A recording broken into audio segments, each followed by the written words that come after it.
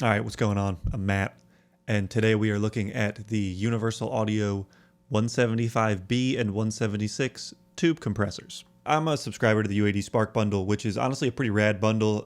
It's got a lot of good native versions of UAD plugins, which is great because I don't have any other hardware, and I wanted to try out their stuff for a long time. So when they released the Spark stuff, I got it, and they've been adding to it ever since, which is great. So if you're looking for plugin subscriptions to get into, this is one I really enjoy, but I'm not sponsored by this company or whatever. So like, I don't know, see if you like this, get it if you like it, don't get it if you don't. Now, I'm not all that familiar with these compressors outside of these plugins. So from what I've been able to gather, at least it looks like the 75B, which is the top one here, kind of functions like a 76 or somewhere between a 76 and a 2A, right? It's like it doesn't have a ratio knob, so it just compresses based on how hard you push into it, but it does have variable attack and release, and it has a mix knob, which is pretty cool. And both of these compressors have a way to turn off the compression in general and just get saturation, which is cool. We'll get into that later. And then the 176, honestly, I'm not quite sure what differentiates this from, say, an 1176. Maybe it's just the older version of the 1176. To be honest, I'm not that sure. I just want to play with these new toys. But it has all the dials I'm used to in an 1176. So I've gone through the company's website here, I've, looked at what they say about these compressors. These were compressors that were introduced in the 60s. And I think the big selling point is that they were probably used on records that we all know and love. And so that kind of means that they're responsible in some way, which is and isn't true in all kinds of ways. Part of the selling point, in addition to that, is there's tubes in these original compressors, and they impart some kind of fun saturation and some color that just a standard digital compressor may not do. Now, if I'm being totally honest, that's not all that different from the copy you could have read on almost any, hardware emulation plugin, but it's also true about a lot of these things. So I appreciate them not making up some new thing, but at the same time, it's hard to hear some of these things as brand new selling points of stuff that you need, because I got a million plugins that could be described in that same way. But the point being, you don't really know what's up with these things till you try them, because what they do is they affect sounds. So let's hear it on some fucking sounds. Now, I messed around with this yesterday and kind of set up a project for testing this. I'm just going to kind of walk you through that because I don't think that you need to watch me fumble around not knowing how to use a plugin. I've made those videos and I am bored watching them, so I'm not going to do that to you today. I made this little loop here in Ableton just to kind of test out the compressor. The drums are from one of the sample packs that I make. I'll put a link in the description here. The bass is a loop from Splice, and I played in some guitar just to kind of add another thing to kind of test this compressor on. And I went in and just used these new compressors on each of these things to try to shape the tone a little bit. What I'm going to do first is just take all the processing off of these sounds, just so you hear how they are before we start adding in these compressors.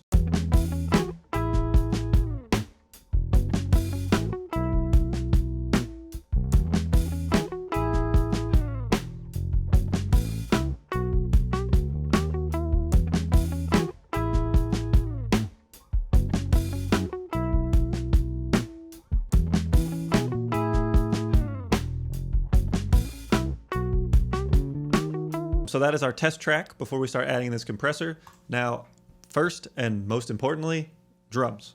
So here are drums dry before I add this compressor in.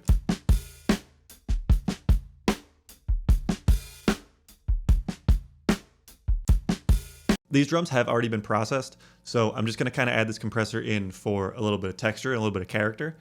And so here's just what I already have on them.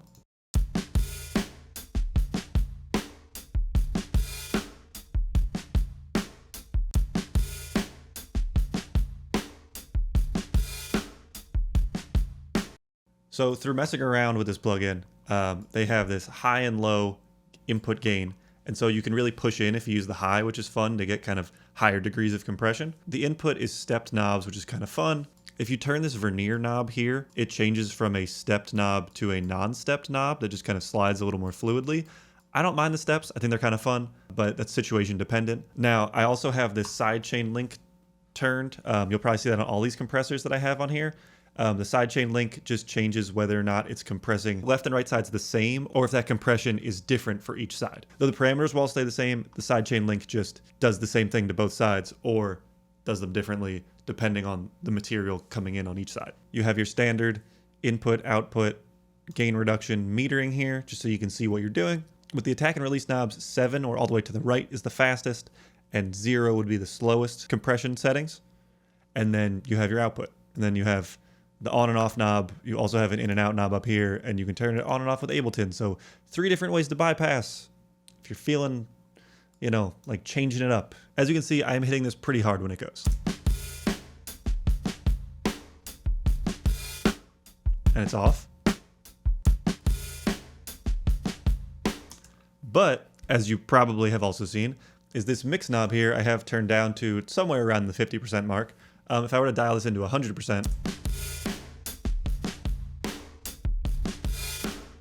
it's cool and it's a fun texture, but it's a lot, and it doesn't let a lot of the original transients through, especially because I have this attack and release so fast. I'm using this as more of parallel compression and kind of a tone shaping box than I am an actual like level control compressor.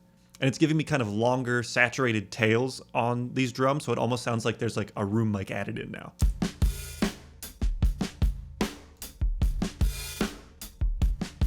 So before, the drums are pretty dry,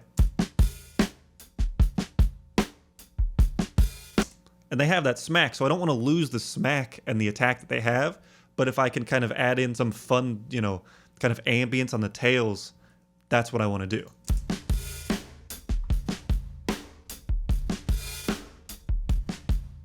So it makes the drums just kind of, to me, like a little tougher. It adds some vibe and some personality to these drums that they didn't quite have before. Let's move on, hit the bass. So here's our bass without the compressor on.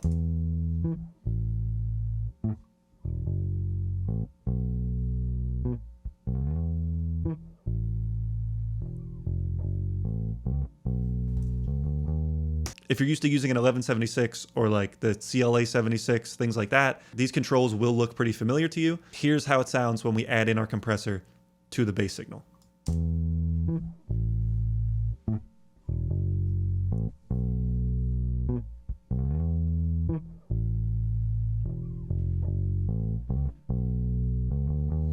So as you can see, we're getting about 5 dB of gain or so here. I have the ratio here on 4:1, so it's not really an aggressive compression here. The way I usually dial in something like this is I'll click around on different ratios, but I'll usually probably start with a 4:1. I'll start pushing the input until the amount of compression just starts to feel right. You know, I'm not squashing it, but I'm getting a little bit of control.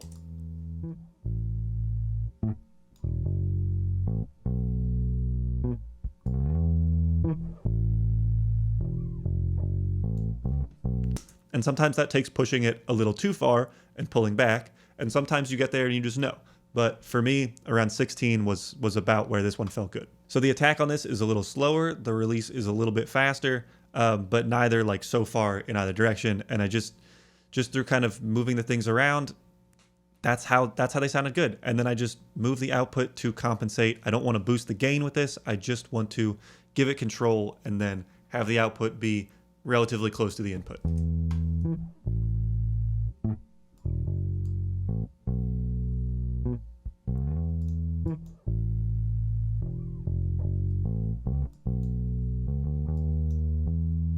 And I feel like this also kind of brought the low end a little more to the forefront without losing any of the attack of the picking. Another thing you could do with this plugin, in addition to it being a compressor, you can also just use this for the saturation of the compressor, which is really cool. You'll see under the attack knob here that it says off. If you click where it says off, that will turn off the compression that this unit is doing. You can push it on the input knob, and what that's going to do is just drive your signal into the kind of tube emulation that's going on here and just get saturation.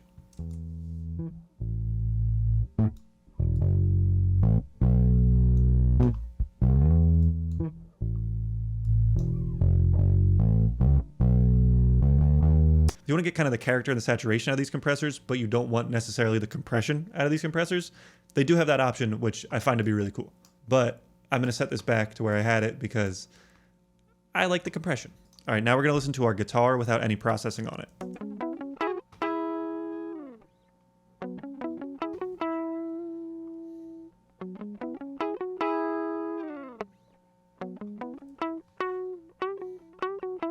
Now that was just a Telecaster plugged straight into a Warm Audio 1073 clone, so that is just a straight DI'd guitar. As you can kind of see in the waveforms here, the attack is a little aggressive. So on this, I'm hitting a little harder. I got an 8-to-1 ratio, and I have a faster attack and release because, again, I just want to hit those transients and pull them back so that we can get the rest of the information from the guitars. So again, here's our guitar before the compression.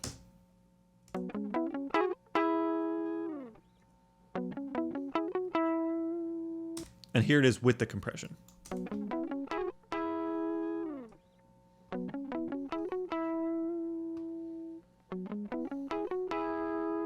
So with where I have the input and with that 8-to-1 ratio, we are hitting this one pretty hard.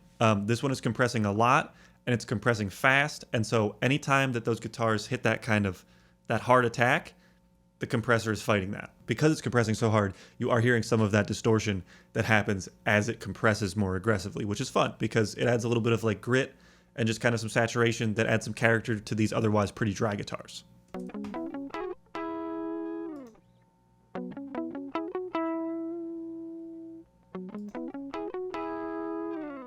The same thing with the bass.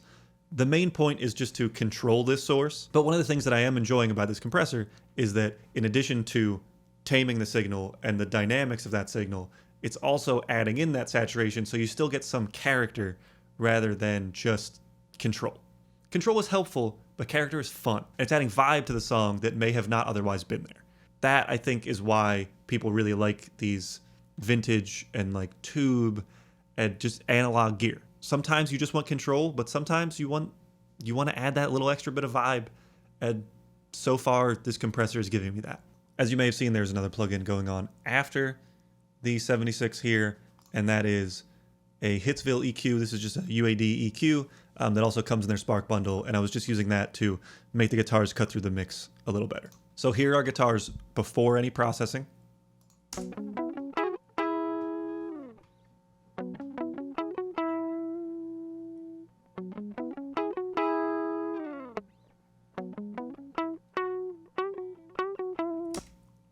And here are guitars with the processing.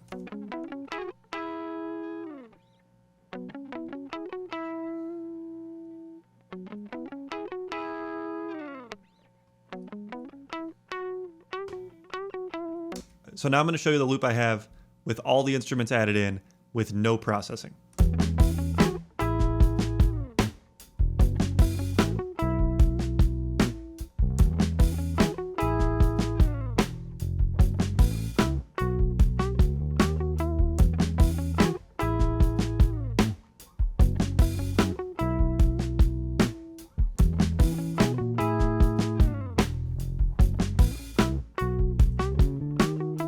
And here is our track with our 175B and 176 compressors re-engaged.